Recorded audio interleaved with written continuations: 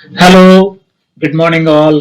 Today's topic is ozone, sulfur dioxide, their preparations, properties and uses. Ozone. Ozone is allotropic form of oxygen. Its molecular formula is O3. It is available in atmosphere at a height of 20 kilometers. It is formed by atmospheric oxygen in a stratosphere. That is, three molecules of oxygen to form two molecules of ozone in the presence of ultraviolet radiation. Ozone layer in the atmosphere protects the earth surface from UV radiation. Now let us see the preparation of ozone. Ozone is prepared by passing silent electrical discharge through oxygen gas. The delta H is plus 142 kilojoule per mole. That is, it is endothermic reaction. Silent electrical discharge is a special type of electricity which has no sparks and creates very low amount of energy. Formation of ozone from oxygen is an endothermic process as we discussed just now, and ozone is highly sensitive to heat energy. If normal electric discharge is used, high amount of heat energy is produced and due to which the so formed ozone decomposes to oxygen. Thus, silent electrical discharge is used to prepare ozone in order to maintain the stability of ozone molecules and to prevent the dissociation of it into oxygen molecules. Now let us see the properties of ozone. Pure ozone is a pale blue gas, dark blue liquid and violet black solid. It has a burning wire smell, or sometimes it may have a smell of chlorine. In small concentrations, ozone is harmless, but if the concentration reaches 100 ppm, breathing becomes very uncomfortable, resulting in headache and nausea. Formation of ozone from oxygen is endothermic, just now we discussed it. And conversely, the decomposition of ozone to oxygen is an exothermic reaction. That is, delta H is negative and delta S, that is entropy change, is positive. These two effects together make delta G, that is Gibbs energy, largely negative and the conversion of ozone to oxygen very easy. Thus, ozone is highly unstable. Due to these reasons, high concentrations of ozone becomes dangerously explosive frequently. Ozone on decomposition yields nascent oxygen. Nascent oxygen means a single oxygen atom. Single oxygen atom, it is highly reactive. So ozone decomposes and gives nascent oxygen. This nascent oxygen is ready to attack the metals, non-metals, compounds and reactions take place. So readily attacks the metals and other compounds. Thus, ozone is a powerful oxidizing agent. Lead sulfide. When it reacts with ozone, we get lead sulfate and oxygen. Potassium iodide reacts with ozone to form potassium hydroxide and iodine. When ozone reacts with excess of potassium iodide solution, iodine is liberated. This iodine is titrated against a standard solution of sodium thiosulfate, that is Na2S2O3, to estimate ozone quantitatively. Ozone oxidizes metals. Less active metals like mercury, silver, etc. react with ozone to form. Mercury reacts with ozone to form mercurous oxide, and silver combines with ozone to form silver oxide. Ozone also oxidizes non-metals like carbon, sulfur, etc. So here, ozone gives nascent oxygen. Iodine combines with ozone to form hydroiodic acid. So here, these individual reactions, if we add, The final reaction comes as 5 ozone molecules plus iodine plus water gives hydroiodic acid and oxygen. Sulfur combines with ozone to form sulfuric acid. That is, sulfur is oxidized to sulfuric acid. Phosphorus is oxidized to phosphoric acid, H3PO4. Layers of atmosphere. See, atmosphere has different layers: troposphere, stratosphere, and in the stratosphere these jet planes move, and troposphere, it is a normal atmosphere where we live. Ozone layer reduces harmful UV radiation reaching Earth's surface. So here this is the ozone layer. Here you can see that the radiations coming from sun, they are reflected here in the stratosphere itself. So forming a ozone layer here, the so formed ozone comes here, it changes to oxygen and again it goes up.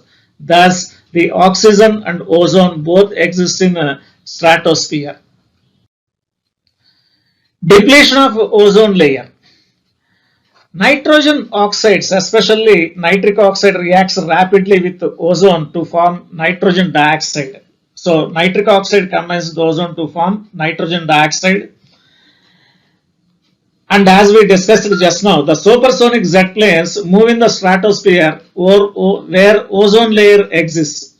And the exhaust of supersonic planes contain nitrogen oxide, that is nitric oxide gas, due to which ozone gets affected. Freons, that is chlorofluorocarbons, CF2Cl2, foam blowing agents like isocyanate, that is NCO, and water for polyurethane and solvents, refrigerants, etc. are cause of ozone depletion. Ozone layer depletion is a gradual thinning, that is, as ozone combines with different oxides, nitrogen oxides and other substances like chlorofluorocarbons, etc., the ozone layer becomes thinner and thinner. The ozone layer present in the stratosphere becomes thinner. Ozone depletion also causes of much larger springtime decrease in stratospheric ozone around Earth's polar regions, which is referred to as ozone hole. So ozone hole is nothing but decreasing the thickness of the ozone layer year by year due to man's activities. 15 to 35 kilometers above Earth's surface, a gas called ozone surrounds the planet. The ozone layer acts as a barrier between Earth and ultraviolet radiation from the sun. However, pollution has caused the ozone layer to thin, exposing life on Earth to dangerous radiation.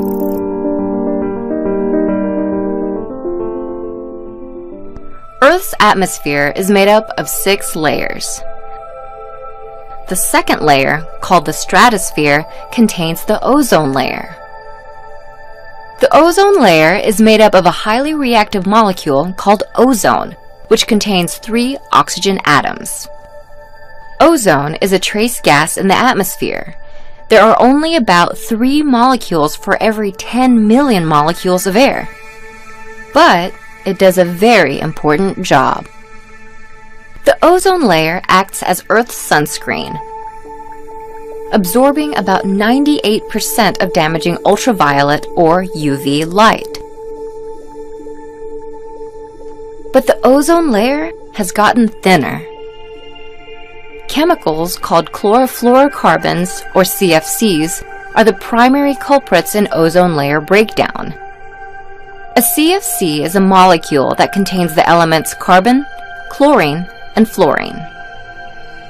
CFCs are mostly found in refrigerants, aerosols, and plastic products.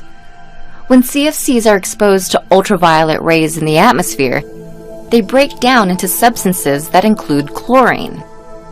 The chlorine reacts with the oxygen atoms in ozone and rips apart the ozone molecule.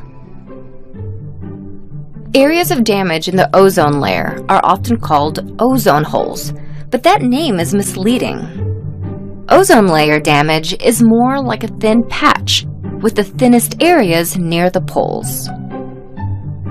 The ozone layer above the Antarctic, in particular, has been impacted by pollution since the mid-1980s. There, the region's low temperatures speed up the conversion of CFCs to ozone-damaging chlorine. About 90% of CFCs currently in the atmosphere were emitted by industrialized countries in the Northern Hemisphere. In 1989, the Montreal Protocol banned the production of ozone-depleting substances. Since then, the amount of chlorine and other ozone-depleting elements in the atmosphere have been falling. Scientists estimate that chlorine levels will return to their natural state in about 50 years. By then, the Antarctic ozone hole will shrink to smaller than 8 million square miles. Uses of ozone. Ozone is used as germicide, disinfectant, and for sterilizing water. It is also used for bleaching of oils, ivory, flour, starch. It acts as an oxidizing agent in the manufacture of potassium permanganate. Now let us discuss about sulfur dioxide. Sulfur dioxide formula SO2. Preparation of sulfur dioxide. By direct heating of sulfur in air. When sulfur is heated in air, we get sulfur dioxide. S plus O2 gives SO2. Sulfur dioxide is also prepared by the action of sulfuric acid on metal sulfides. Na2SO4 plus sulfuric acid gives sodium sulfate, water and sulfur dioxide. Industrially, sulfur dioxide is manufactured by roasting of sulfide ores. SO2 forms as a byproduct. So here, when iron pyrites are heated in excess of air, we get ferric oxide and sulfur dioxide. Now let us discuss the properties of sulfur dioxide. Sulfur dioxide is a colorless gas having a characteristic pungent smell. It is highly soluble in water. It liquefies at room temperature under pressure. If pressure is applied, sulfur dioxide becomes liquid, hence it is referred as liquid sulfur dioxide, and it can be used as a solvent. It boils at 263 Kelvin. When SO2 dissolves in water, it forms sulfurous acid H2SO3. So SO2 plus H2O gives H2SO3. This is referred as sulfurous acid, and it is a diprotic acid. Means when it dissolves in water, it gives 2 H plus ions. Sulfurous acid is a weak acid. SO2 reacts with sodium hydroxide, that is caustic alkali, to form sulfite. NaOH plus SO2 gives sodium sulfite plus water. If excess of sulfur dioxide is passed through this mixture, we get sodium hydrogen sulfite. So when excess gas is passed, we get sodium bisulfite or sodium hydrogen sulfite. Sulfur dioxide neither burns nor helps in burning, but metals like magnesium, potassium, etc. continue to burn in the atmosphere of sulfur dioxide to form respective oxides. Here, magnesium is burnt in sulfur dioxide and we get magnesium oxide and magnesium sulfide. Here, when we introduce the burning magnesium wire into a jar containing sulfur dioxide, magnesium takes oxygen from sulfur dioxide and continues to burn. Here, the bond breaking of sulfur dioxide is less than that of bond formation in between magnesium and oxygen. Therefore, this reaction is possible. Similarly, when potassium continues to burn in sulfur dioxide gas to form potassium sulfite and potassium thiosulfate K2S2O3. Sulfur dioxide reacts with chlorine. When sulfur dioxide reacts with chlorine, we get SO2Cl2, sulfuryl chloride. Sulfur dioxide is a good reducing agent. It reduces halogens to respective haloacids. When sulfur dioxide reacts with chlorine in the presence of water, we get hydrogen chloride, that is hydrochloric acid. Acidified potassium permanganate is decolorized by sulfur dioxide. So when sulfur dioxide gas is passed through acidified potassium permanganate, we know that potassium permanganate is pink in color. So when sulfur dioxide gas is passed through permanganate solution, it decolorizes, that means becomes colorless. Potassium sulfate and manganese sulfate. Sulfur dioxide reduces acidified potassium dichromate. Potassium dichromate K2Cr2O7 is orange in color. Potassium dichromate changes its color from orange to green as sulfur dioxide gas is passed through it. And in the reaction, the products are potassium sulfate, which is colorless, and chromium sulfate, which is green in color. Ferric salts are reduced to ferrous salts in the presence of sulfur dioxide. Sulfur dioxide in the presence of moisture releases nascent hydrogens. These nascent hydrogen is added to the given substance. Ferric sulfate plus nascent hydrogen, we get ferrous sulfate and sulfuric acid. Sulfur dioxide also acts as oxidizing agent. Now let us discuss the oxidizing nature of sulfur dioxide. Sulfur dioxide also acts as a oxidizing agent when it reacts with strong reducing agents. Sulfur dioxide, when it reacts with hydrogen sulfide, we get sulfur. Sulfur, we can see yellow stains of sulfur on the walls of the gas jar.